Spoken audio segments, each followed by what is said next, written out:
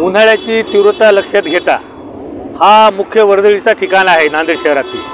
तर ह्या वाटसरूंना पिण्याच्या पाण्याची सोय व्हावी म्हणून भीम प्रहार सामाजिक संघटनेच्या वतीनं या ठिकाणी आम्ही महानगरपालिकेला या ठिकाणी 24 तास पाण्याची सोय व्हावी म्हणून गेल्या 1 वर्षापासून आम्ही सतत त्यांना पाठपुरावा करत आहोत।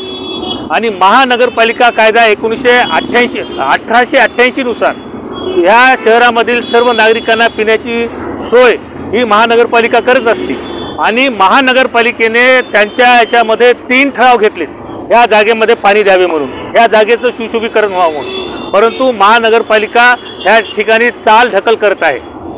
तर आमची मागणी अशी आहे ह्या ठिकाणी की नांदेड शहरातील जे काही वाटसरू आहेत ह्या ठिकाणाहून जातात, लहान मुलं ह्या ठिकाणून जातात, वृद्ध लोक ह्या ठिकाणी येऊन बसत असतात, त्यांची बसण्याची या ठिकाणी सोय ठिकाणी केलेली आहे। भीम योद्धा श्याम निलंगेकर यांच्या माध्यमातून आम्ही हे आंदोलन सत्याग्रह आंदोलन ह्या ठिकाणी आज करत आहोत। तर अनेकदा पावसाळ्याच्या दिवसामध्ये अथवा एरवी पण दूषित पाणी सुद्धा येते नळाला, तर काय सांगाल?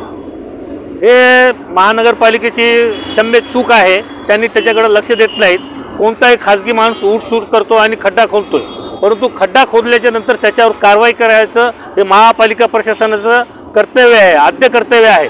परंतु गेल्या 2 वर्षापासून महापालिकेमध्ये प्रशासकीय राज चाललेला आहे, त्यांच्यावर कोणाचा वचक राहिलेला नाही। म्हणून आम्ही सामाजिक संघटनेच्या वतीने ते दूषित पाणी सुद्धा या ठिकाणाहून बंद व्हावं आणि शहराला स्वच्छ पाणी मिळावं यासाठी सुद्धा आमचा लढा चालू आहे।